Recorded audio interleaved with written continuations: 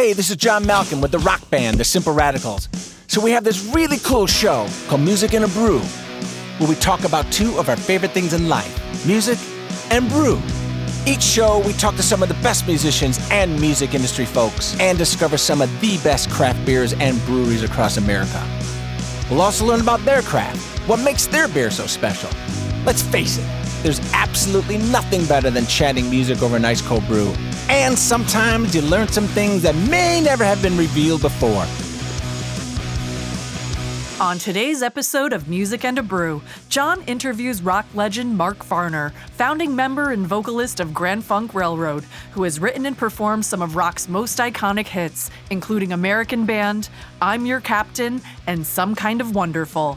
During the show, John interviews Don Troyen, founder and owner of SONO Brewing Co. based in South Norwalk, Connecticut. Don talks about their variety of beers that they brew and the business behind how he launched a successful craft beer company.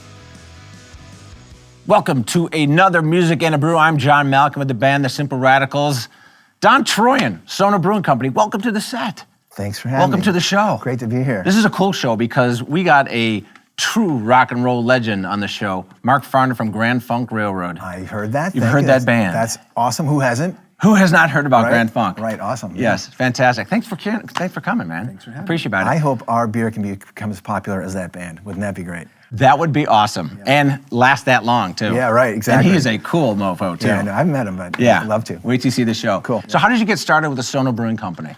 So living in New York as long as we did, we came up here to, we moved to Wilton, which is not far from here, as you know, and being a beer advocate, I started looking around the community here to see if I could get involved in breweries, and there was a brewery for sale up here that we explored, and found out that the actual SONO name had not been trademarked. Which is crazy. Bizarre, right? Crazy. So I got the trademark for that, so beer, water, whiskey, wine, a couple others, and so our goal is to expand this brand and build this community around our products. Not trying to be all things to all people and do every category, but we're gonna do mostly fermented products. So we'll do beer, maybe wine, some spirits, kombucha, coffee, anything that's brewed or fermented. Yeah. It's kind of in our wheelhouse. Yeah. And that's kind of what we're thinking, right? So we get our community to come together and support the brand, and each one of these, products that we release will be, hopefully amazing, or at least we think they are. Right now, we're just doing beer. You're just doing beer. So this summer, we were gonna release water. It's a bottled water program, and all of our profits from that product are all gonna go to supporting nonprofits in this community. Oh, which is great. Because water it's a difficult space. It's very competitive, yeah. And it's very price sensitive. But when you got more expensive waters, like Smart Waters and others, they do have a following. Yeah. So if we can take the majority of those funds and steer them towards nonprofits in the area, that's what we release this summer. So I'm excited about that. And the way you look at beer, and you're very candid about beer, a lot of great beer out there. Yeah. And by the way, kids at home, you should drink SONO Brewing Company beer. It is fan-freaking-tastic. As long as you're aged, old enough. Yeah, when you're old enough, of course. But you look at it kind of holistically because you're saying, all right, I got a beer, all that, a lot of good beer out there, but what's going to separate my beer from, there's, of course, you want to produce a quality product and all that, but you really look at how to integrate the beer and the brewery into the community. I do. Which is great. So, for example, like how you name the beers. Right. So here's a differential, right? So truthfully, since we've gone from all these macro breweries to these micro breweries, people have focused on making a really good product, and good product requires better ingredients, and more carefully sourced ingredients for a better product. And all craft, beer drinkers, I think, really embrace that. Yep. Then what differentiates? There's so much good beer. Yeah. It is so hard, right, to be different. Yeah. So different is making a great beer without being crazy. And guys, as I told you earlier, we'll go to these extremes to make beer that, we aged it in 14 barrels, and we put it in a school bus and drove it to New Hampshire and back and did 3 circles, and that's cool because it's different. Yeah. How about just supporting your community? So as I said earlier, all of our styles of beers are named after a person, place, or thing in SONO. Great idea. And that's to highlight the great history of this town. What a great way to integrate it in the community. So Post Road Pilsner, which is the first beer we're gonna try today. So that's the Post Road, right? Which goes from, I think, Larchmont, New York, up to Boston, which is one of the oldest roads. Yeah, Route 1. Right, there you go. Yeah, and then we've got our Switch Tower Pale Ale, which is named after the Switch Tower down on Washington Street. Yeah. And then Water Street Double IPA, which is named after Water Street, right? So this hopefully will get people to start thinking about and asking questions. What about the Switch beer? Never heard of that. What is that? It's also a way to start, conversation at a bar. other than these crazy, ridiculous names that people come up with, you know, like Crazy Bastard and all these other, right? Which is cool and fun and funky, but this adds a story to it, a little bit of history, and it pays a little bit of homage to this town maybe, right? Ton of history here, by the way, which I'm sure you know. Ton of history. Matter of fact, speaking of beer, let's sample Let's have some. Let's do it. Our brewstess, Amy's gonna pour us a post-rolled Pilsner. Cool. Tell us a little bit about this post-rolled Pilsner. So we've got 8 styles. So our brand is SONO, and you get these different styles, right? So we've got 8 different styles, and our first 8 really were designed to kind of, you know, hit from, you get lagers and pilsners and ales, you get IPAs, double IPAs, triple IPAs, stouts, kind of goes up the line both in the robustness of the taste as well as ABV. So while you don't want to be all things to all people, you don't want to leave anybody out, right? Got it. So people who drink Budweiser and Coors and all those are typically going to like a lager or a pilsner. Got it. And that's okay. So we want to have that. But ours are great because they're made differently. Different ingredients, different approach, different process. That's what makes the difference. Got it. Right? So, you know, from the lowest ABV of 4.5 up to our stealth, which hasn't been released yet, that's gonna be like 13%. Oh yeah. Yeah, across the board, crazy stuff. Nappy time. Right? So, Very cool. So you wanna try and create a product that speaks to every different category. So the first 8 kind of covers all those. Got it. A lot of breweries will have 30, 40 different releases. Got it. And we'll have a couple seasonal, like we have a summer session, which is a light blonde ale. Sure, makes sense. And if you've heard this term, they call it crushable. Yeah. All right, yeah. so they make these session beers that you can drink a lot of. Yeah, and then in the winter, you're probably doing more of the heavier, the porters, the stouts, things like that. Not that you ever want to promote drinking a ton of product, but you know, in the summertime, it's hard to sit on the beach and drink 3 double IPAs. But you could certainly drink, you know, 4 or 5 sessions. Well, you'd fall asleep and get really tan. That's right. So it might be good. And really big. A lot more tanning surface. Yes, there's a lot of big tan people on beaches I've seen. Yes, there are. You can put a flag in their stomach. When you market your beer, when you promote your beer, I mean, you're obviously, so the name is kind of working for itself because it's integrated with the community, but then you're obviously talking about the ingredients. So it's really kind of a double whammy. Yeah. So I don't try and, should we have toast first? Cheers. Toast, cheers. Thanks for having us. To SONO Brewing. Oh yeah. Oh, they're so good. Light, simple, crisp, refreshing, very SONO. Very SONO. That is very good. Fantastic. So there has to have been, I'm sure in building this business, there's always a horror story, but if you can isolate like one horror story that you had when you were putting this, where you're something like, oh my God, is this gonna happen? Or like, what can you tell us that was like one thing that just here are the horror stories. So just, you know, be transparent with everyone. So we're doing what's called contract brewing. Okay. We don't have our own brewery yet. Okay. So we rely on other breweries to take our recipe and make our product. Well, they do a good job. Well, because the recipe comes from me. Yeah. So of course it's good. It's good. So, you know, they're cooks in the kitchen, and their goal is to create this recipe that I put together, right? And you know, they do. So to make a great beer, honestly, isn't all that difficult if you pay attention to what you're doing. But some of the horror stories are not getting ingredients shipped in on time, not getting the production on time because the brewer who's making our beer puts their batch first and you get pushed back. These are the downsides. So you don't compromise quality of beer when you're using someone else's brewery, but you do compromise, you know, getting your product when you need it on time and having total control of that. You're focusing on quality versus quantity. Yeah, exactly. Which makes sense. And timing is an issue. So some of the nightmares are getting our beer as needed. So as I talked to you earlier, we sell out a product, customer wants it, we don't have it. That's not great. Yeah. It's good to sell out. Yeah. And so others have asked me, why don't you just make bigger quantities? Well, if you want to make really great fresh beer, you got to make many batches, not one big one. Yeah. That's the easy answer. So how many beers do you guys brew in total? Just 8 right now. 8 now. But not all released at the same time. So like our porters and stouts only come out in the wintertime. We have a summer session, which is a blonde ale. It's only in the summer. And then we'll have the lager, the pilsner, the IPA and double IPA will be year round. Because people drink those year round. Maybe not in the quantity, but you know, I'm a huge double IPA fan. I love them. Yes. But I love them all. Well, let's move up the meat scale then. Okay, shall we? Pour a Brewstess Amy. How about the Switch Tower Ale? Tell us a little bit about that. I love the name because it's like you said, it's actually there is a Switch Tower. There is. So you know, lagers and pilsner are probably the most popular category. Ale is probably the second most popular. So the switch tower is that, if you've seen at the end of Washington Street where the train bridge is, there's that old switch tower up there. So that's what was named after that. So to bring some, like even my kids, they're like, what's the switch tower all about? Right. They don't remember that. I mean, I don't either, actually, but it's a little bit older than me. But if you think about those things, it's a way to bring these stories to life and talk about these things that they may not otherwise, right? So that's a really cool, and there's a little museum in there. I don't know if you've been to it. Story behind it. Oh, yeah. There's a story behind it. Yeah, absolutely. So what is your most popular selling beer, would you say? Our Water Street Double IPA. Really? Hands down. Wow. And so again, it was an anomaly of putting together these different recipes, and we tried probably 16 different variants before we got to it. So we have our brewmaster is a guy from Brazil, lived in Sono here, from New York City, lived in Sono, in Canada, born in Brazil. Wow. Super talented. Wow. And you can say to this guy, imagine these 4 beers. I like this about this beer, that about that beer, this about this beer. Can you take that and... Right. Oh, look at that. Look at that. You see the color difference? That is beautiful. This is nice. Yeah. So this is a New England style, which is a bit cloudier. Yeah. It's gonna be very fluffy, very tasty. You get the waft right off the bat. A lot of aroma, a lot of hops, right? Wow, the hops, the aroma, that is crisp. That's incredible. This is delicious. These New England styled IPAs and double IPAs, they're all unfiltered. That's how you see sort of the sediment, and the color, and it's just such a different profile. And there's a West Coast style too, which is not quite as soft and fluffy and yellow and cloudy as this. Yeah.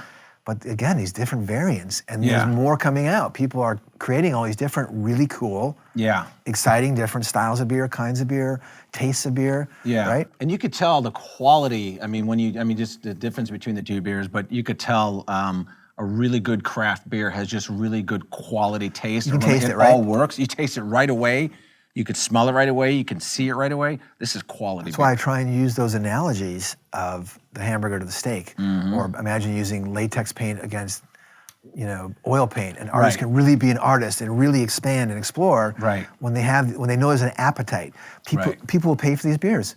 Right. They'll pay $14, $15, $16, $18, $20 for a 4-pack because they're not drinking as much. They'd rather have quality over quantity. Interesting.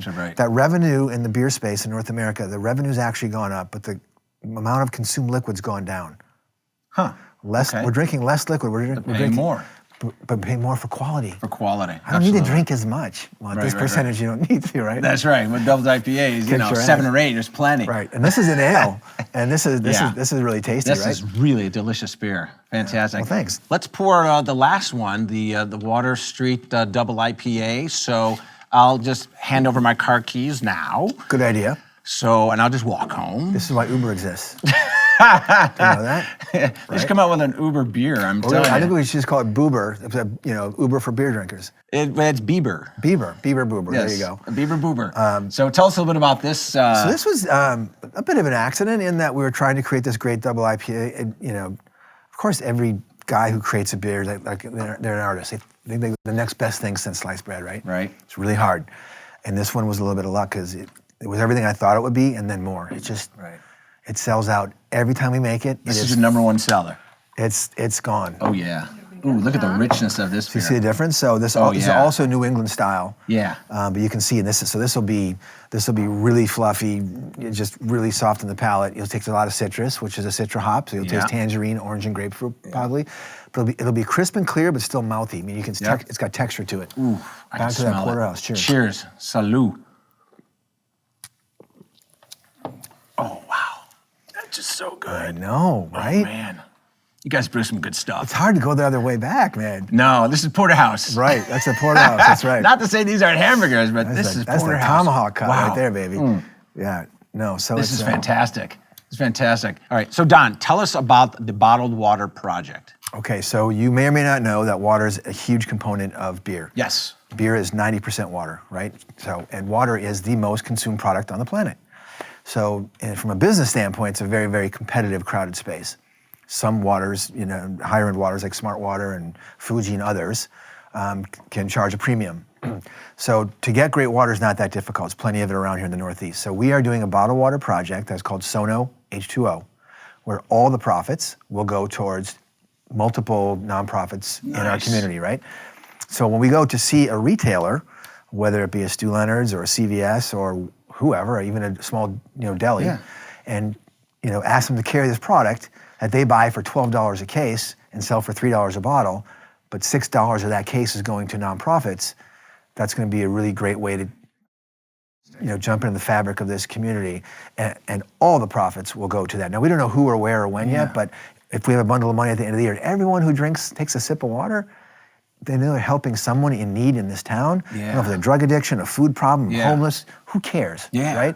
It goes to help the people that are in need. And so this community now can get behind our brand, and every time they buy our water, be proud about buying our water. That's a great idea. Right? It's purpose-driven, and they're helping. That's a great idea. So we call it one drop at a time, and every drop counts. I love that. One drop at a time. So we're creating our ads now, and the goal is to just further show the community that, of course, we want you to drink our beer. Right. But if you drink our water, we're benefiting, but we're keeping none of the benefits. We pass them back to you in the form of this nonprofit contribution, right? That's great. And so we think it's just a great way to show the community that we're serious about this. We're not riding on the coattails of SONO as a community and a great name and a cool town, but we're truly engaged and care about the town. And it's part of your whole your holistic process of integrating your business, your beer, and now your water into the community. Exactly. And it's all the tentacles, everything, the roots, everything, it's all connected. Yep. And I would hope to think that's the glue that brings it together, that we are truly driven by the town and want to contribute and help as much as we can. So, wow. And we had other ideas too, but that one really rings home to a lot of people. Even if you're just giving someone water, by the way. Well, people are always telling us to drink more water, so now there's the incentive is to drink more water, but when you drink more water, you're actually helping. So it's called SONO H2O. SONO H2O. Yep. Look for that. Look for that. And I hope and would think that every single retailer in this town should carry this product and promote it. And we're already signing up to sponsor a bunch of festivals this summer and any nonprofits. And I'm sure we'll be donating water to any community, Well, I'll tell you what, I'll make you a deal. Okay. If you have festivals with music in it, the Simple Radicals will play there, and we'll donate our proceeds to you. Okay. To the cause. To the cause, that'd be great. Absolutely. All right, that sounds good. Done. We'll come to some creative marketing behind this. We'll figure it out. We'll make it happen. We'll integrate into the community. We will, yeah. No, so super excited about that, and that'll be launching this, spring, early summer. I love it. And so look for SONO H2O or look for SONO H2O. Right, cool. Thank you, Don Troyan, SONO Brewing Company. Thank you for coming on the show, sharing this wonderful beer, sharing some incredible stories, and talking about a really cool project with your water project, which I'm really excited about. As am I. Thank you for having us. Absolutely. And we have a wonderful interview coming up with a mega rock star, Marc Farner from Grand Funk Railroad. We're going to hear some incredible stories. He's going to tell some really cool tidbits from some of the songs, the classic rock songs that he's written about. Check this show out. Thank you for coming, my friend. Thanks for having me. Yeah, absolutely. Pleasure.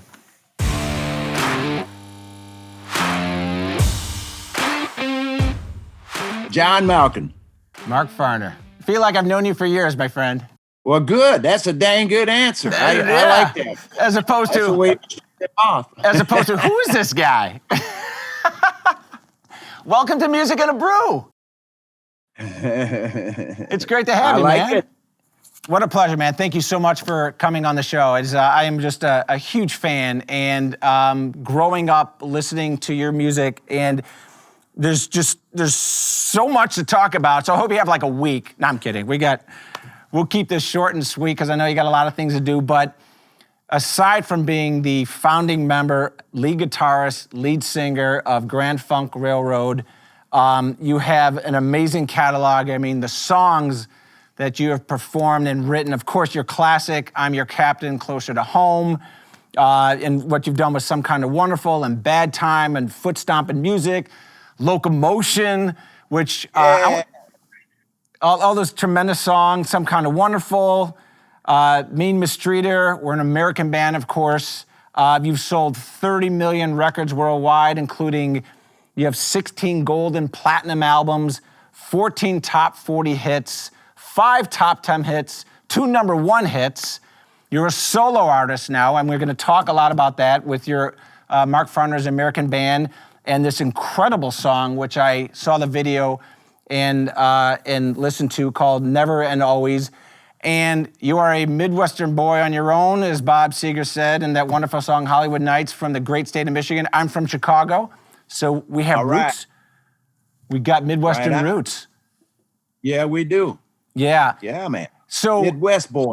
we are Midwestern boys. There's something about the Midwest. I think there's a grittiness, right? And a kind of we work hard, right? I mean, think of all how hard you've worked and all the great musicians that have come out of Michigan. But there's like this nitty-gritty, hardcore work ethic in the Midwest that really contributes to bands and just a lot of workers that just become successful and flourish in the Midwest. Would you agree?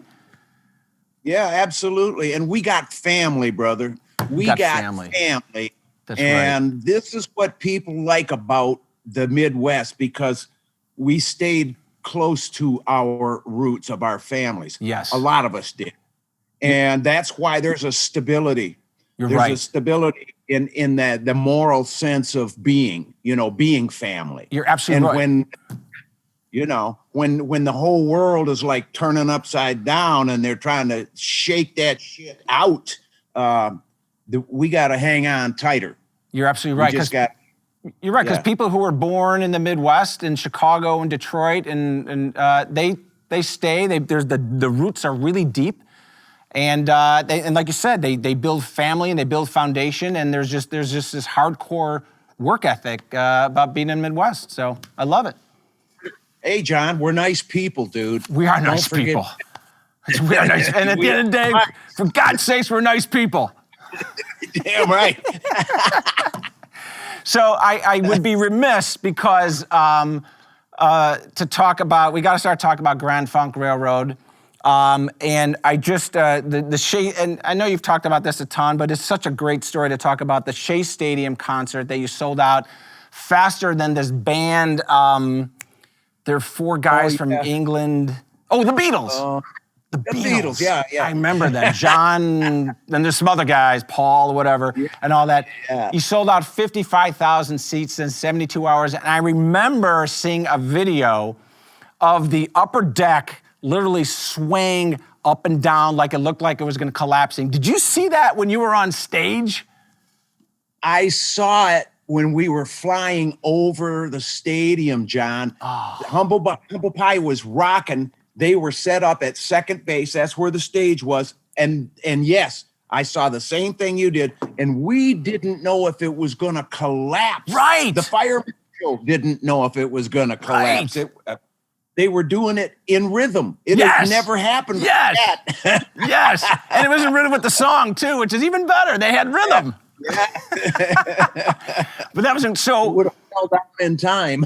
Oh, my God. That's incredible. So when you played some amazing shows, but to walk in, because you were right at this was right at the crux of the kind of the apex of your band. I mean, when you walked in front of 55,000 people in an outdoor stadium like that, tell us what that feels like. That's an incredible feeling. Well, we did that stadium with a PA system, John. The Beatles didn't have that advantage. Right, they couldn't hear themselves. Yeah. Yeah, well, they were using the PA system of the stadium, and that's just for making announcements, not for playing rock music over. So, the horns, the bull horns, they're hanging everywhere. So we had a PA system, and when we sang, and they were singing back, because that was like a half circle, Yeah. It was the focus of that crowd was right on the front of that stage. Because, dude, when they started singing, "I'm Your Captain," it took over the PA. Right. It was louder than the PA, dude. I mean, they were singing it, and it. Just telling you about it right now, I'm getting the goosebumps again. Oh man, right I'm here. getting goosebumps. Yeah, that's amazing. That's amazing. Now, were you able to kind of figure out the timing? I mean, were you able to communicate with each other and figure out the cadence and the song itself? Or were we getting drowned out? We locked down. Brewer, playing with Brewer, it's like you're playing with a lead drummer. Nice, nice. He leads you in every change. That's what's. I really like lead drummers. Yes. The ones, rock and everything, they're okay. But the ones who are with you, leading you along, nice, making sure you're going to be there when the bridge comes. Right, exactly. Oh, that's great. Your song, American Band, did you guys perform that song, is that song about making a statement about American band, or was that the anthem of Grand Funk Railroad? For example, were there really 4 young Chiquitas in Omaha waiting for the band to ultimately tear down the hotel? To return from the show, the tearing the hotel down is, Brewer had a little bit runaway imagination sometimes. And all it had to do was sound good, John. That's great. That's called music. That's rock and roll, man. That's rock and roll. Yeah. That's funny. Yeah. So the 4 Chiquitas was part of his imagination, or was there 4 Chiquitas? Oh, I don't want to that get you in was trouble. I'm not getting you in trouble. Manifestation of his imagination. Yeah. Got it. That was like spoke before it happened. Oh, that's fantastic. I have to show you something because I found in your publicity kit there's some fantastic photos. I think you can see this. This is a young Marc Farner, and this is still a young Marc Farner. You are one of the coolest rock and roll dudes ever, man. Look at you. My God. Well, I appreciate that, Brother John. That's amazing.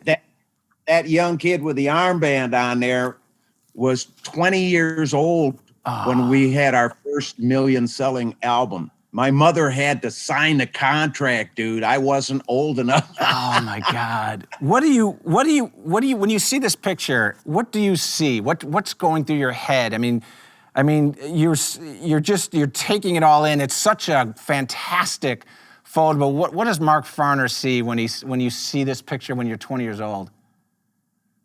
Well, I look at that Messenger guitar. You see that guitar I'm holding? Yeah. Well, look right here in front of the flag behind me, right here on the set. Yep. That's the Messenger right there. Oh, that's it. That's that guitar. Oh my God. That's so fantastic. I look for that Messenger, and it automatically takes me to that range of years. I had 3 good years with the Messenger. Wow. And then Stevie Marriott, when they came over to do the gig at Shea Stadium, Humble Pie opened for us, and that was a big deal, man. We loved them guys. Oh, man. Well, Marriott says, dude, I'm coming over there. Why don't you let me bring you this guitar? He says, I got a SG. It's called a TV model, a white SG. Right. And he said, I think you'd like it. So he brought it with him.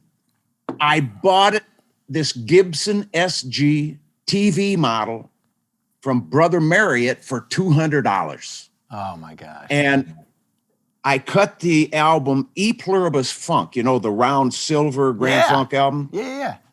That guitar inspired every song that is on that album. And a lot of people say, especially guitar players say, that's Grand Funk's best rock achievement. That's fantastic. So do you still play that guitar, or has it literally been sitting up there since this day? Now the SG, it had a broken headstock, and they like JB welded it back together. Oh, nice.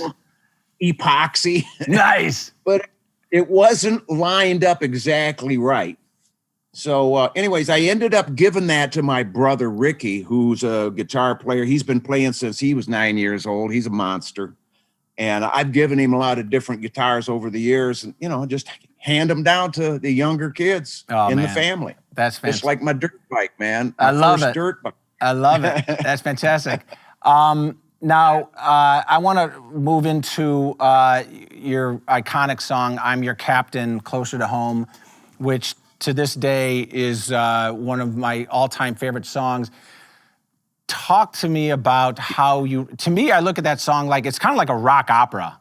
I mean, it's got so many different intonations and fluctuations. It's almost like there's like 2 or 3 songs in one, the way you've assembled that. How did Marc Farner come up with that song and assemble such a monster of a hit? The way you structured it, how did that German idea come to you, and how did you just lay it all out? I'd love to know. Well, it started with a prayer.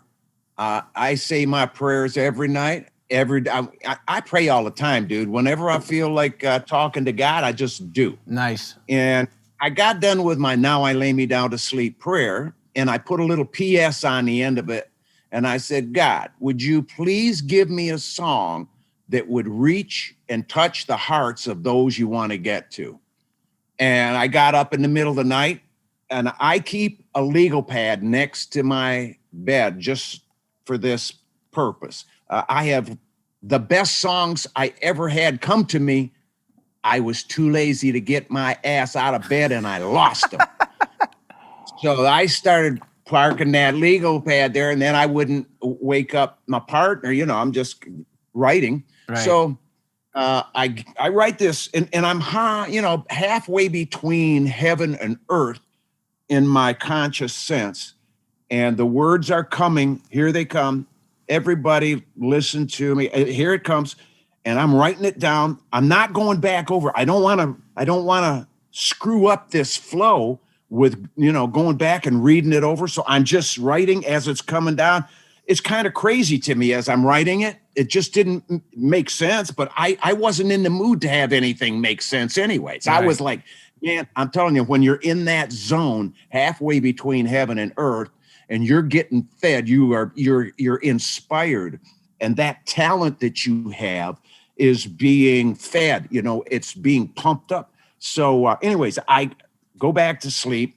I get up in the morning. I'm not thinking about the words that I wrote. I'm thinking about a cup of coffee, dude. Right. So I go out in the kitchen, and I cook, percolate a tank of coffee, and I'm sitting there looking at the horses out in the pasture, and I'm grab my flat top and I start playing bum bum bum bum doo doo. Right. What Yeah. the heck was that, man?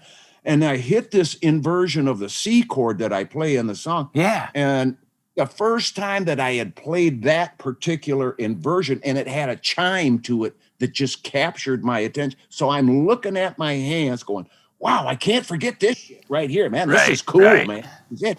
And as I'm thinking that, then I go, oh, is that the song in the other room? Is that really a song? Is that those lyrics? Or is that just, so I grab them, I put them in on the kitchen table, and I start playing. Ba-da-da-da-ba-bum.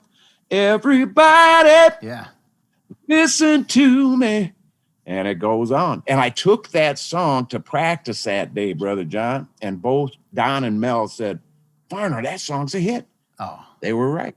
Oh, man. They were right. They are so right. So you reached out to God to help you write that song. Are you listing God as a co-writer or no? Well, I can't pay God, but I do. I think he has a Spotify account. Yeah. He gets like 2 cents a stream, as we all get 1. Yeah. The more of that funny money. That's right. That's man. That's such a great story. So Grand Funk broke up. You've been said, or it's been reported that Don literally walked in he was late for rehearsal, walked in and said he needs to find something more stable to do with his life. Is that really the story of what broke up this incredible band? That was the first breakup. Okay. And then the second breakup was after our manager died. We got back together 81 and 82. Right.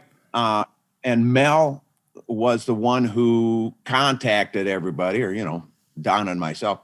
But he contacted me first and said, man, would you like to put the band back together? And I said, man, if Brewer's in it, well, I'd try it. Yeah. So anyway, we had a rehearsal up in Traverse City, Michigan at Melvin's friend's chalet. It's like a big lodge up there, big enough to where we could kick out the jams and the windows wouldn't break. Right. Why, were you guys loud? Well, as we're walking in there, Brewer says, well, I'm thinking probably 3 months and we'll be ready to, this is going to take some doing.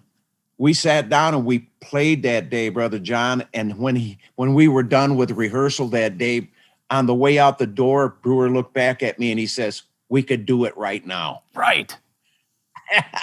Absolutely. I mean, you guys are. It was such an amazing band to watch over all these years. Any talk about reuniting? And the reason I say this is because I find it hard to believe to this day. I mean, David Frick, who I love as a writer for Rolling Stone, says that you can't talk about rock in the 70s without talking about Grand Funk Railroad. And the bands that have said that they've been inspired and their success is attributed to Grand Funk Railroad, including, there's this band called Van Halen. I think I've heard of those guys.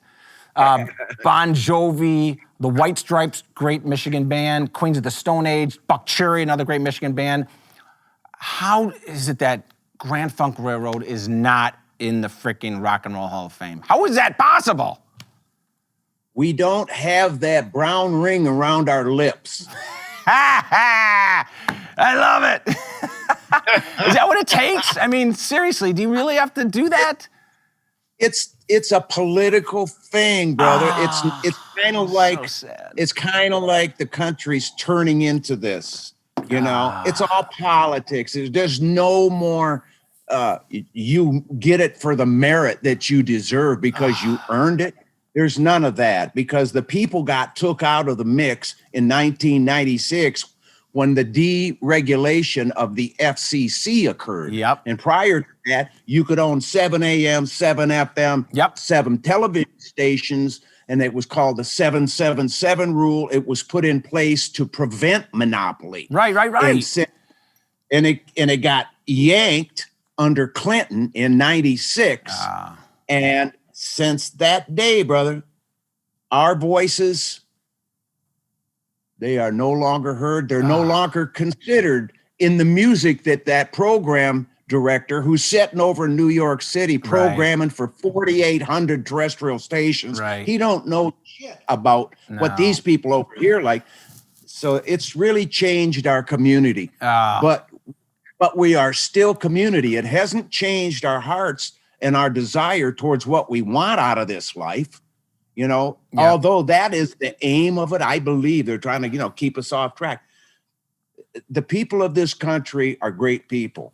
People of Michigan, of Chicago. I got friends, not just all my musician friends, but good friends from the Midwest that I trust with my life. Right. And this is what we had from being raised in a family with your dad was a tank driver in the 7th Armored Division. He comes home with 4 Bronze Stars. Your mother is the first woman in the United States to weld on Sherman tanks. I want to talk to you about that. That's an amazing story. These things, this is what made us. The stories, the actual words from our fathers, our uncles, our grandfathers' mouths, these are the witness of who we are. This is the words we believe, not the horse shit coming over lame stream. Yeah. They are bought and paid for. And I've been telling people since 96, you got to pretend that television set is your ass. Right. And pull your head out of it. That's right. Oh my God. Those are words of wisdom, my friend. Well, if there's some people who are on the Rock and Roll Hall of Fame steering committee, I don't know if that exists, and they're watching this podcast, for the love of God, Grand Funk Railroad should be in the goddamn Hall of Fame right now. And let me ask you this question. I'm not going to say if, when you're up on stage accepting that entrance into the Rock and Roll Hall of Fame, would the three of you get together and play for all the people you had to kiss ass to get in the Rock and Roll Hall of Fame? I would do it before then if the other two would agree to it. I've been trying to get them back together for the last 20 years, but I guess they're satisfied with going out and being a tribute band rather than being an authentic band. Well, I don't get it.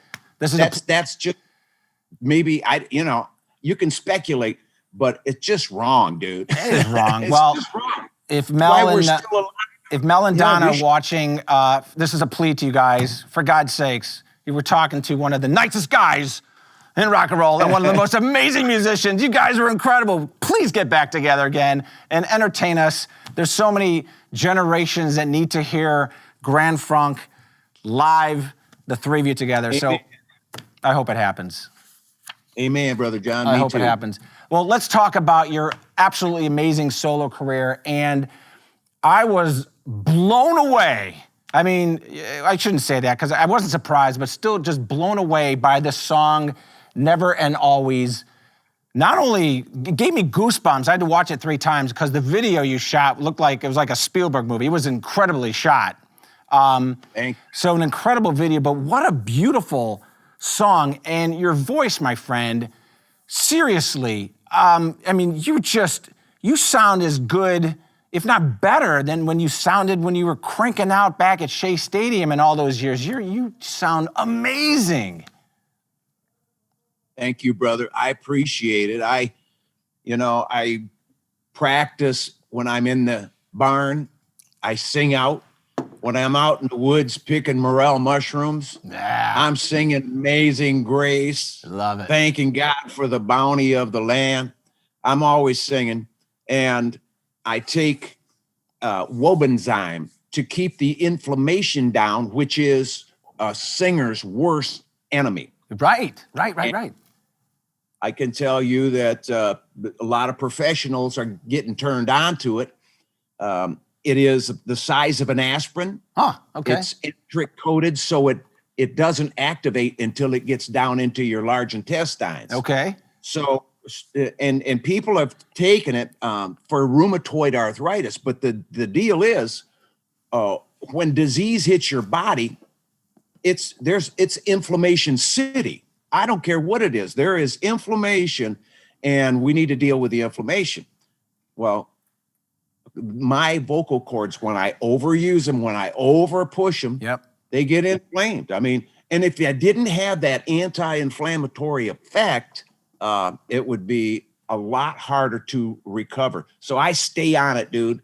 And since 2002, I've been taking Wobenzyme every day. I take 21 a day, 7 tablets 3 times a day on an empty stomach, or at least 45 minutes before you eat something. Wow. Okay. That is duly noted. Duly noted, because when we were touring, and my band, the Simple Radicals, have played some great bars and clubs up in Michigan, including the Diesel, where Kid Rock and Buckcherry played. I mean, it's just, we love playing up in Michigan, but as the lead singer, doing 2-3 dates in a row, it's, I hear what you're saying, and I try and, monitor and manage my voice, but man, that is duly noted. I'm gonna keep that in mind.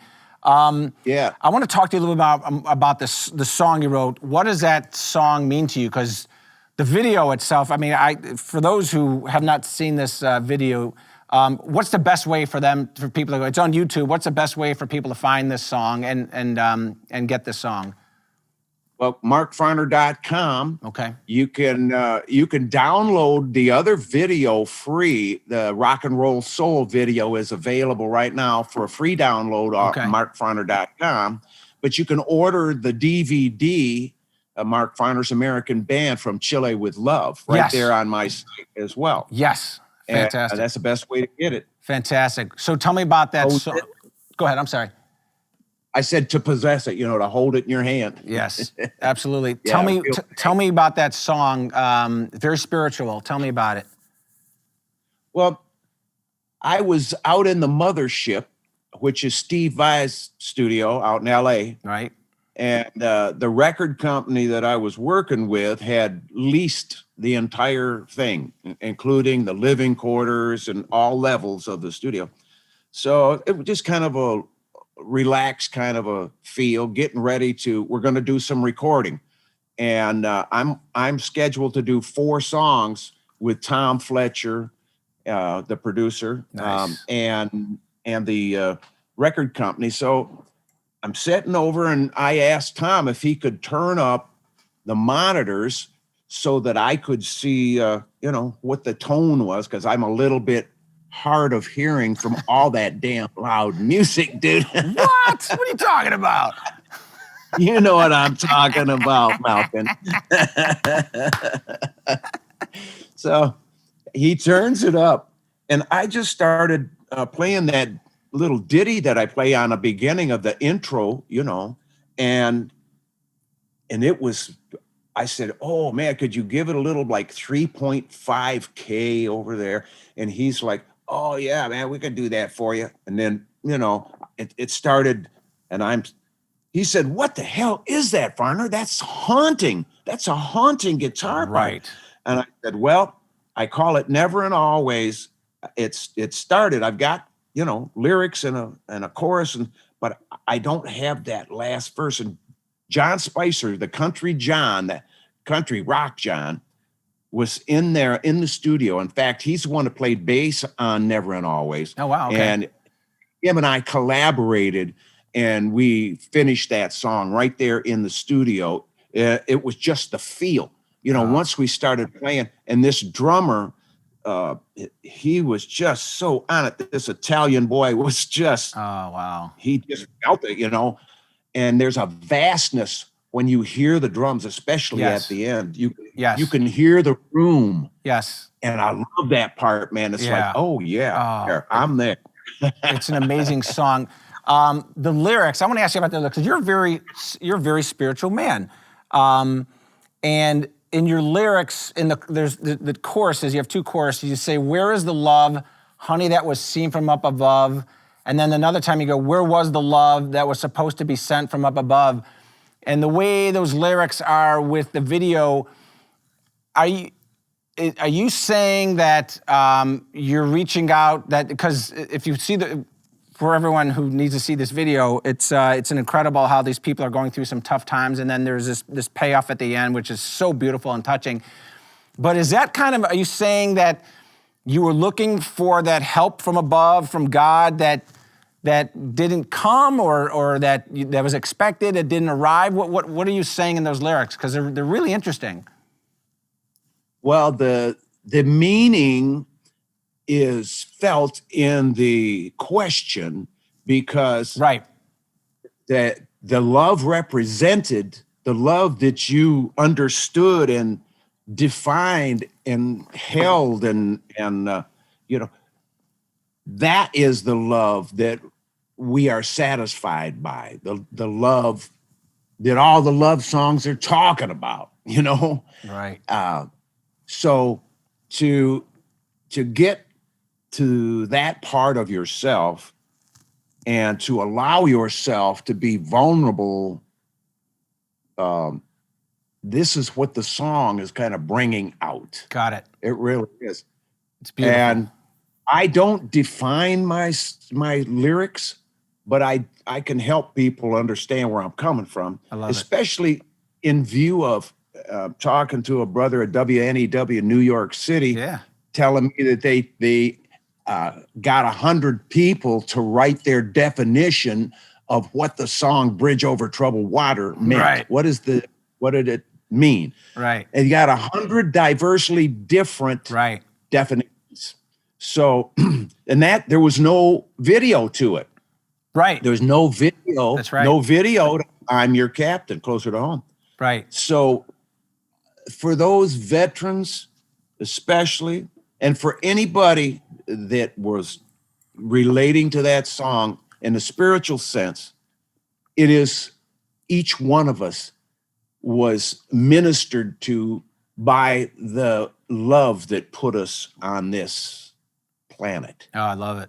I love it. That's the beauty of rock and roll, man, and music itself. Everyone has their own interpretation. Individually, yes. I love it. I love it. Let's talk about your DVD. We just came out literally 10, 12, 13 days ago from Chili with Love, your concert DVD, 16 live performances, 5 bonus tracks and videos, which I'm so excited to get. But Santiago, Chile, is there something about, because I also saw some videos online with it. Is that a special place in your heart, Santiago, Chile? Yes, it is. I've got a lot of friends there, and it is a city. Santiago is a music city. The people there love music. There's a lot of musicians there. And the first time we were there, I felt the theater and around. So you got a closeness with the audience. Even though there's, thousands of people, you're still close to all of them. You can see them all. It's like a great place to do it. But when we booked the tour, we were going to Peru and Brazil and Chile and doing all these dates. And the promoter, Carlos Pastin, from Santiago called my manager, Avi Steinman, and said, hey, this guy, my friend Carlos Toro, would like to shoot the band. He's got to do an 8-camera shoot. Oh, man. And it's Abysmal Films. They're very professional. They make you such a deal. And all they had to say was such a deal. Those three words. That's yeah, it. man. That's it. We could do this on time. I love it. There's a great video that someone in the audience shot. I think they shot literally the whole concert of you, and watching you dancing and they're singing back, I'm your captain. It just shows how much fans love and respect you today. But on the flip side, how much, and you said you love them, but you have this love and appreciation and respect for your fans to this day, which is this mutual love between you and your community is it's really special. Yeah. Well, people told me they learned how to speak English determining what the lyrics to my songs were.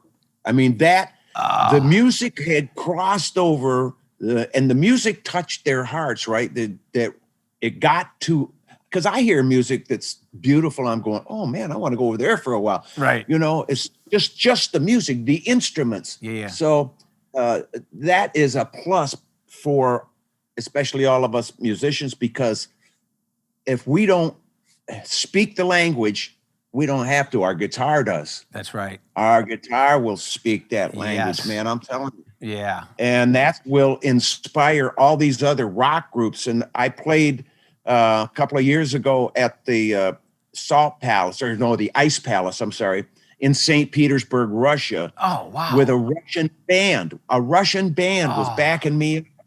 And they were rocking, dude. Oh. I mean, seriously rocking. And, they learned from us, and they were so complimentary of all the works, that they were able to hear. Oh. And we played in Bulgaria, and the people there told us it was better when it was against the law. It was better because you got more of the underground music passed to you, right? And you would listen. Yeah. Yeah. So that nobody else could hear you. You were sneaking around and doing it, and it was better to them when they were sneaking around and Oh my God. Yeah, some things are better when you're just breaking the law. I hate to say it, but it's a little more special. Yeah. Well, there's $3 from every DVD goes towards the Veterans Transitional Housing Service, because you're very active with the Veteran Support Foundation. Yes. Veteran Support Foundation is there for our veterans to advocate for them in front of the Board of Veterans Affairs, where you got to go to get anything done. And these are veterans, Brother John. These guys know what it's like. So they don't cut any corners. They go to the wall for our brothers and sisters who are returning from war, to get them back into society, pick them up off the street, get them in housing, transitional housing, get them jobs, job training.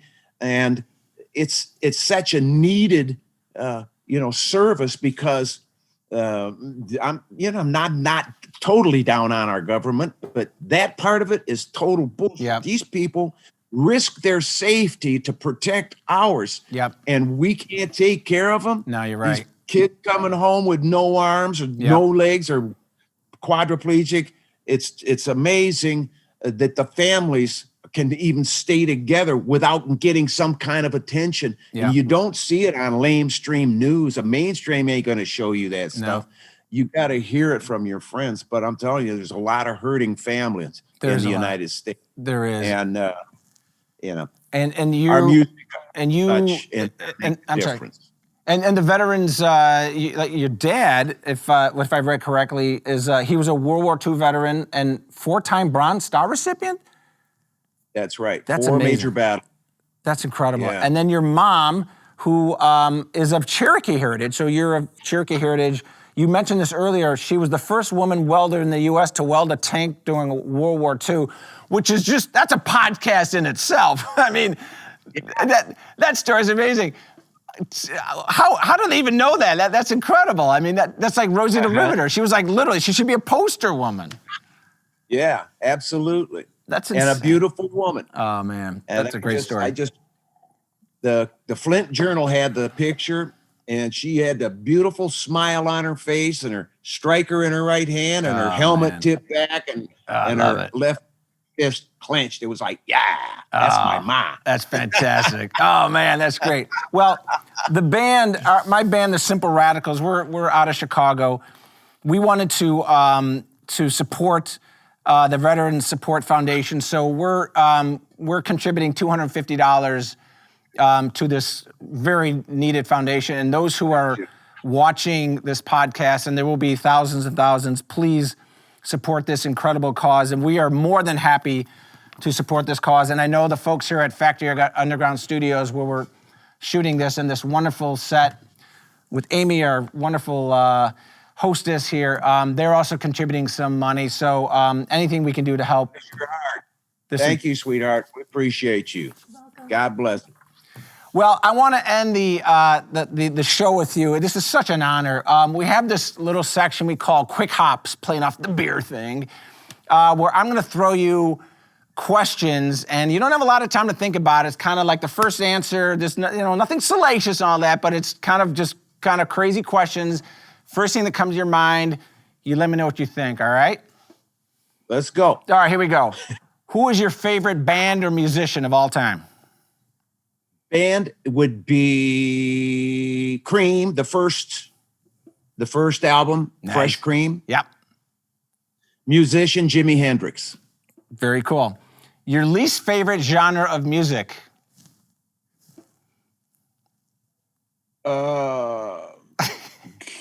There isn't really any I don't like. That's okay. That's okay. It's all just different. It's all different.